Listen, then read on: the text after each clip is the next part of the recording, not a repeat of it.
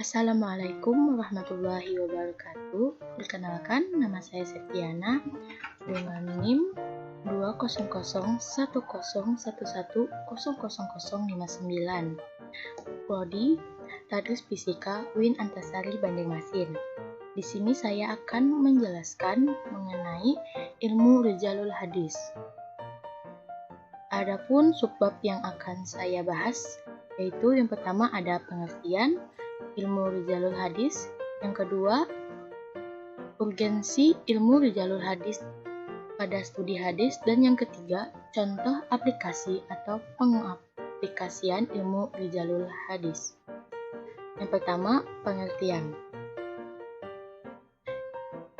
Ilmu Ar-Rijal atau ilmu Rijalul merupakan gabungan dua kata, yaitu al-ilm dan al-rijal, yang mana al-ilm jamak dari kata ulum, artinya merujuk kepada kemampuan yang teguh di dalam jiwa untuk mengetahui sesuatu dengan menggunakannya.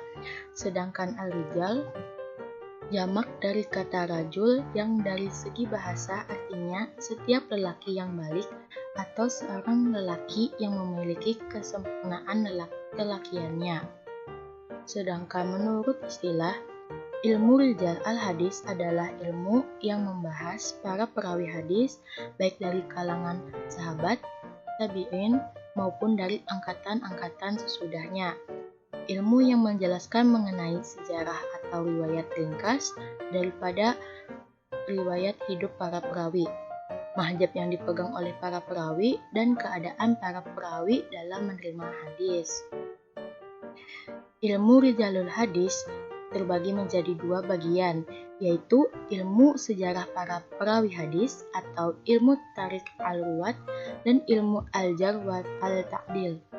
Ilmu tarik al-ruwat adalah ilmu yang membahas tentang para perawi hadis dari segi periwayatan mereka terhadap hadis. Sedangkan ilmu al-jar wa ta'dil adalah ilmu yang membahas tentang segala keadaan para perawi dari segi diterima dan ditolaknya periwayatan mereka. Selanjutnya, yang kedua adalah urgensi ilmu Rijalul Hadis dalam studi hadis.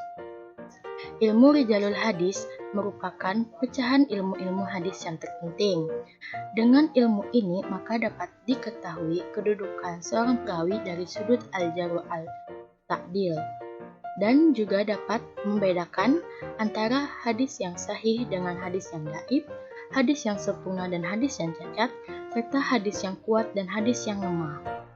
Adapun manfaat dari mempelajari ilmu ini, yang pertama, dapat membedakan antara perawi thiqah atau yang diterima hadis mereka dengan perawi dhaif atau al-majruh yang cacat periwayatannya, yang ditolak riwayat mereka atau ditangguhkan penerimaan hadisnya berdasarkan kaidah yang telah ditentukan oleh ulama hadis. Yang kedua, dapat diketahui tentang bersambungnya sanad atau terputus, serta adanya perawi yang menerima hadis yang sama atau tidak. Yang ketiga, mengetahui tentang para perawi al-mudalisin untuk membedakan antara riwayat-riwayatnya yang boleh diterima dan sebaliknya. Yang keempat, dapat diketahui tentang para perawi al-muhtalitin saat al-ikhtilat untuk membedakan antara riwayat mereka sebelum berlakunya ikhtilat yang boleh diterima riwayatannya mereka hingga sesudah al-ikhtilat yang perlu ditolak. Yang kelima, dapat diketahui tentang al-sabiq dan al-lahiq. Yang keenam, dapat diketahui tentang al-muhbam dan al-muhmal di kalangan perawi.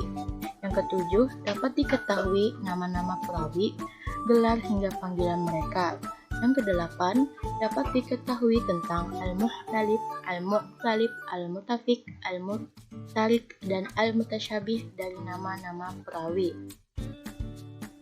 Maka dapat disimpulkan bahwa tujuan dari ilmu ini adalah yang pertama, pengetahuan mengenai tentang para perawi dari sudut al-adalah dan al-dab.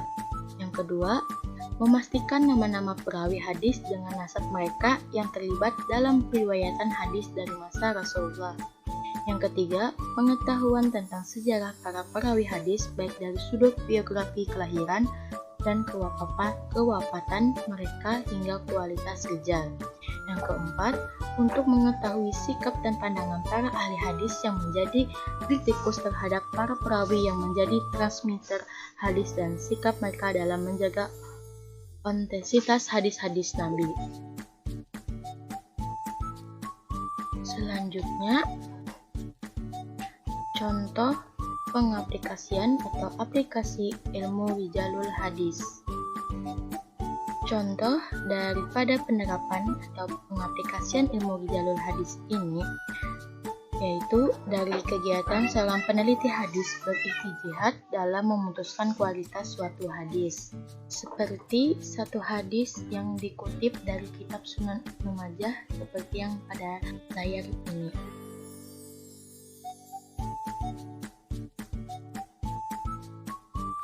Dari kutipan hadis tersebut, maka dapat dijelaskan sanad dan matan hadis di atas terlihat bahwa Ibnu Majah mengemukakan riwayatnya menyandarkan kepada 3 orang periwayat, yaitu Ali bin Muhammad, Abu Bakar bin Khalad, dan Muhammad bin Bashishar. Ketiga nama periwayat yang disandari oleh Ibnu Majah tersebut dalam ilmu hadis disebut sebagai sanad pertama. Maka dengan demikian sanad terakhir adalah Abdullah, yaitu sebagai periwayat pertama karena dia sebagai sahabat Nabi yang berstatus sebagai pihak pertama yang menyampaikan riwayat hadis tersebut. Maka adapun langkah selanjutnya adalah meneliti periwayat-periwayat tersebut dengan bertuju pada kaedah kesahihan sanad yang telah disepakati jumhur ulama hadis, yakni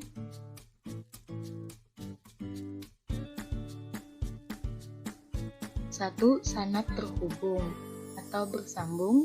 Yang kedua, riwayat bersifat adil. Yang ketiga, riwayat bersifat dabit. Yang keempat, terhindar dari kejanggalan atau syuzuz.